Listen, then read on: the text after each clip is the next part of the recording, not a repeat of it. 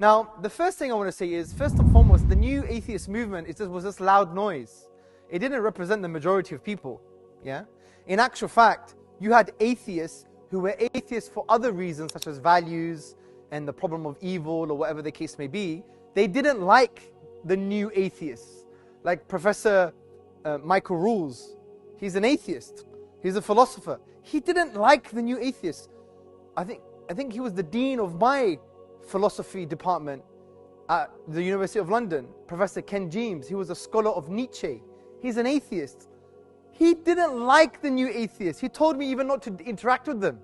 He said, talk about values, don't deal with these people. So there was infighting. They just made a lot of noise.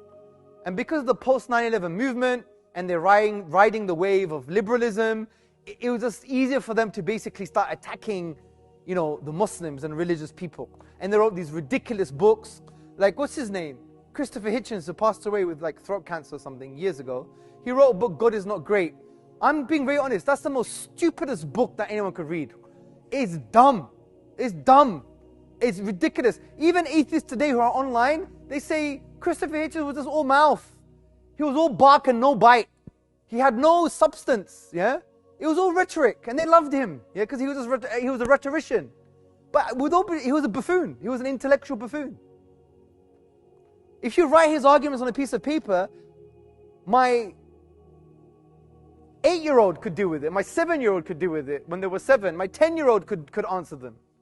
It's the era of sophistry. Articulating arguments, they may be in line with liberal and secular sensitivities. They don't have any substance, but let me just argue anyway. Like, yeah, see, there's an argument, right? Like even today, you'll have atheists saying, well, who created God? It's the most stupidest question, right? The answer is simple, and we've already explained it. You can explain it to a 6-year-old, but they think it's still a powerful argument. Do you see my point? It's an outdated atheist cliche. So they rode the wave of liberalism and of the post 9/11 anti-terrorism, war on terror movement, and so on and so forth. And also, we have to appreciate something, that someone could be very good at science, but very bad at philosophy.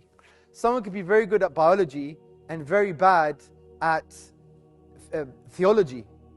So what Richard Dawkins has done, he used his expertise in science and biology, and he used that to try and formulate theological, philosophical arguments. He should have stayed in his lane, because he does theology and philosophy really bad, right? So they've got away with it because people don't know better. We do live in an age of dumbing us down. People just don't literally think sometimes. It's all about movements and sophistry and how you speak. And if it just makes sense, if it's in line with my liberal or secular sensitivities, then it must be true, right?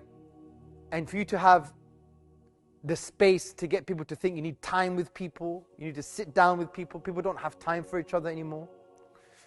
And, it just became an ideology in itself. But neo-atheism is dead, in my view. In the West, it's dying and it's dead. There are other things that have resurrected themselves, or other things that have come into the kind of ideological domain, such as postmodernism and a form of neoliberalism and stuff. That's a challenge for the Muslim community. But in terms of neo-atheism, it's not as big as we think. And it's died a death, or it's dying slowly. And I think Muslims should move on. Yes, we should still articulate ourselves, but many of the arguments don't hold weight anymore. And a lot of it is social conformity and influence, right? And we have influential structures in societies that push certain narratives. And if someone like Dawkins is going to be aligned with that narrative, whether it's liberal, secular, or atheistic, then they're going to be promoted. And if it's in line with people's liberal or secular sensitivities, then they're going to be pushed until someone challenges them.